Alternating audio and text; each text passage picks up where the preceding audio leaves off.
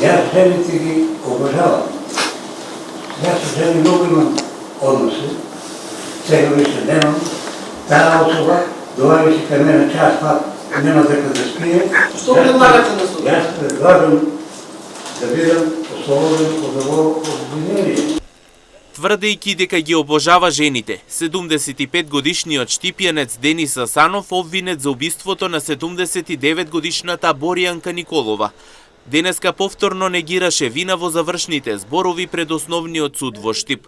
Обвинителството пак остана на ставот дека станува збор за особено свирепо убиство, оценувајќи го случајот како фемицид и побара прогласување на обвинетиот за виновен. Одбраната тврди дека доказите не се доволни и дека не ја утврдуваат вината.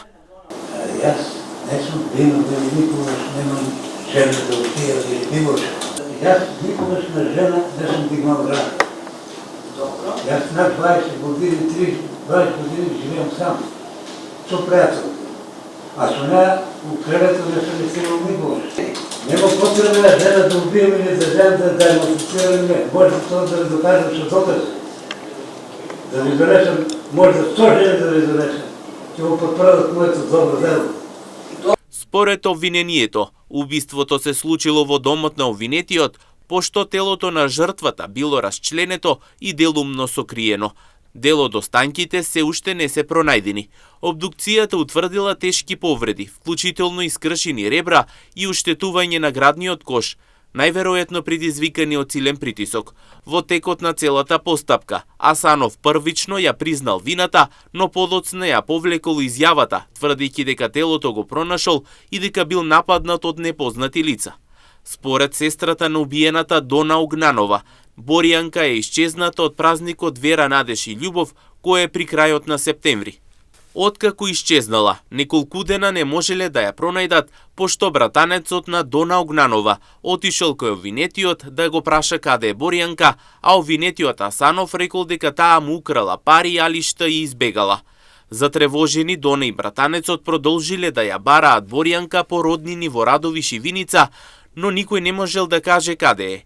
На 24 октомври Дона пријавува во полиција. Од незе тие побарале непрани мајци од Боријанка, а од незе земале бриси од печаток од рака. По краток временски период полицијата ја известува Дона дека сестра ѝ е мртва и била закопана во дворот кај обвинетиот Денис Асанов и дека главата и нозете се пресечени и ги нема.